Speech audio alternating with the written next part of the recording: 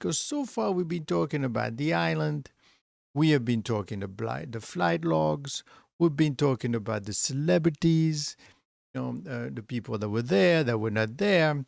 But at the end of the day, Epstein didn't do this on his own. He had help. He had help from institutions. And at the end of the day, these things are going to come out more and more. The CPA and the lawyer who served Jeffrey Epstein and controlled his fortunes and secrets. And that is what it is that we're going to be talking about, because it is becoming a very important topic. So, there was his lawyer, okay? So, first of all, tonight, we're going to be diving into one of the most important and least understood pieces of the Epstein story. Not the island, not the flight logs, not the celebrities, but the two men who managed Jeffrey Epstein's money, controlled his corporate empire, protected his secrecy, and hold more answers than anyone else alive. And yet, and I will explain to you why, nothing has happened to them. Nothing at all. Let's find out. Let's find out what is going on. So, who are they? What they control? Why they were never charged? Why they were never charged? Because now, as we say more and more, this Epstein situation has to do with the institutions, or at least the people that represent those institutions. For example, Larry Summers recently he was everywhere and now he's nowhere. Why? Is he going to jail? No. All of the institutions that supported him have just vanished away. They don't want anything having to do with him.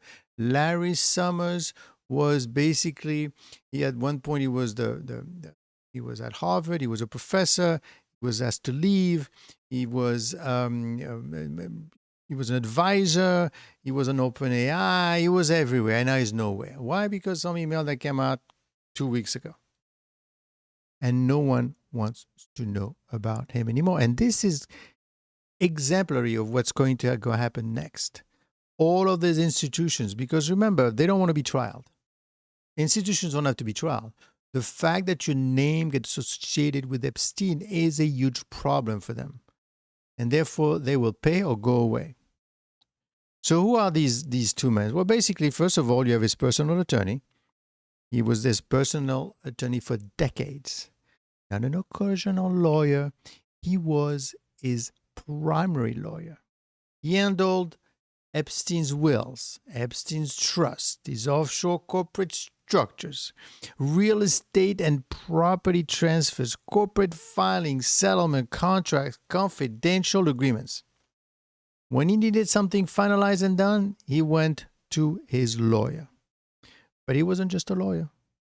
He was the legal architect of Epstein's entire empire. He knew where everything was, and this is what's amazing. He knew how everything was structured, and he knew who was being paid and why. Then, of course, you have his personal accountant, his CPA, and financial manager. And what did he do? Well, basically, he controlled the flow of the money between dozens of shell companies, tax filings, offshore accounts, banking relationships. Don't forget, some of these banks did business with Epstein long after he was indicted in 2008. They were tracking his income, his payout, his transfers, charitable foundations. They form the operational core of Epstein's financial life.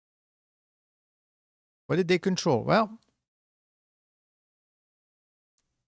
his money didn't sit in a checking account, right? He had offshore trusts, shell corporations, private foundations, charitable fronts, LLC with no physical address, investments held through proxies. accounts in the US and multiple foreign jurisdictions. Right? So it, the system, this was not something that he dreamed up and he said, well, let's do it. There was a structure. There was a context. There were people that he relied on to keep it going. And of course, as Ghislaine Maxwell said, I don't know what was going on. It was built by lawyers and accountants to maximize secrecy. Epstein lawyer and CPA didn't just handle paperwork, they created and maintained a structure designed to prevent scrutiny. Okay? And at the end of the day, what you're seeing is a lot of issues that you think that you could understand, but they're not that simple. That's because the two men who would know built a system that kept the money untraceable. They control the books, the assets, the trust, the funding, the tax vehicles, the non-profit fronts, and even after he died, the final will signed just 48 hours before his death. Name only those two men as executors. It's interesting. And this is where the real questions are going to begin. And of course, we are going to be talking more and more about all these things. Why? Because now people want to know. And they have access to everything. If you want to understand why these two men matter, here's the simple truth. They know everything. Right? Who paid Epstein? Who Epstein paid? Which institution took Epstein's donation? Which banks ignored the warnings? There was a lot of them. Which charities funneled his money? Which politicians accepted contribution? Which universities kept accepting millions after his 2008 conviction? Which friends funded foundation with him? Which hedge funds or billionaires used him as middlemen? They were the record keepers of Epstein elite facing life. So if Epstein was to face where the machine behind the curtain, his lawyer and his CPA, his accountant. So I guess the question is, well, why were they never charged? This is the part that is very shocking, right? These two men managed Epstein's finances, structured his operations, control his assets, set up his corporate architecture, and maintain his secrecy, yet they were never charged. Sad. Well, the same way, we don't see too many institutions being indicted apart from Epstein himself and Ghislaine Maxwell, and everybody else didn't do anything. No indictments, no trials, not even a formal accusation. Why is that? Well, the reason is the ignorance defense shield. Legally, lawyers and accountants can claim, I didn't know my clients were committing crimes. I didn't know any of it. Remember when Bernie Madoff got caught with a $50 billion worth of Ponzi scheme. They went to his son and his wife, and they said, and you didn't know anything that was going on? They didn't. But in this case, these people are clearly involved. I mean, the prosecutors would have to show a memo, an email, a witness, an explicit instruction that proves they knew about the trafficking. The prosecutors can't touch them. This shield is how many white-collar networks protect the inner circle. Reason number 2, the government needed them. The government needed them. After Epstein died, the government faced a massive problem. Epstein's financial empire was a maze. I don't know what's going on. Only 2 people understood it, the lawyer and the CPA. They knew where the records were, where the accounts were, where the offshore structures were, and who had been paid and when. So charging them would immediately shut down all cooperation. So instead of prosecuting them, authorities effectively said, help us unwind this. Now remember, all the information, those email that came out, the Christmas cards and all that. Where does he think that comes from? That comes from these two guys because they hold the Epstein trust. Everything is there. They need them. They became indispensable. Are they untouchable? That's going to be the question. A trial would have blown up they would have blown up major institutions. If those lawyers and if that lawyer and that CPA were charged, they would be entitled to subpoenas, discovery, cross-examination, the right to defend themselves by exposing others. That is probably why the reason you haven't heard from them, because they don't want to have to hear what they have to say. They could hog, we weren't alone. The banks knew, the universities knew, the foundations knew, the politicians knew, everyone knew.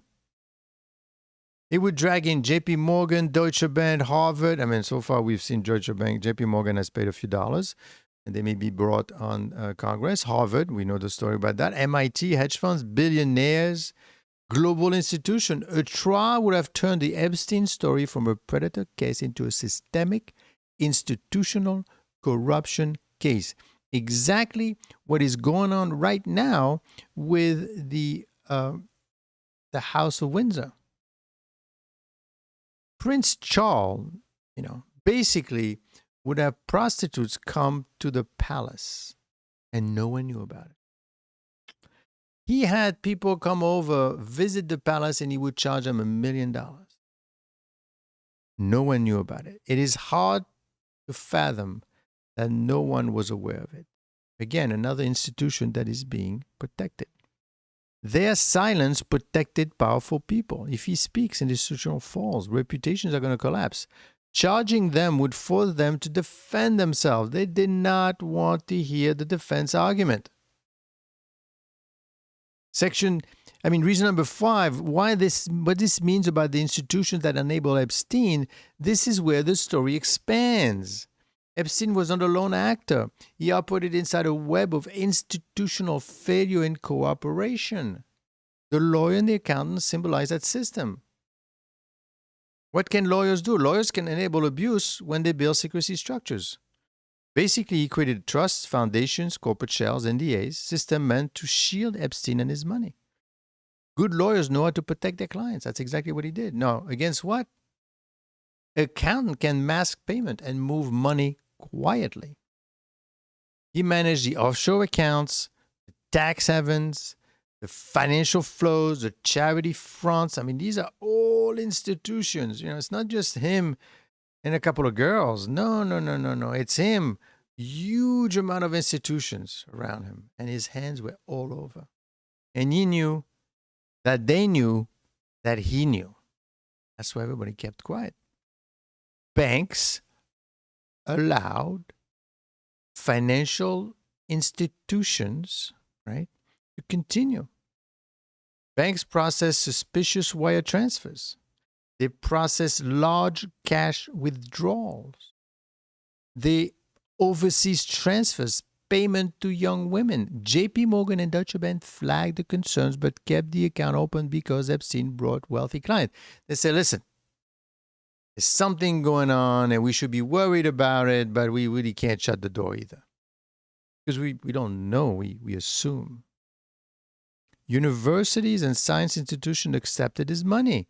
Harvard, MIT, Stanford programs, the Santa Fe Institute, and other research hubs accepted his donations. Why? Because he connected them to billionaires. He was everywhere. Prestige over ethics. Charities and nonprofit use Epstein's donations. Politicians took his contribution from both parties for years.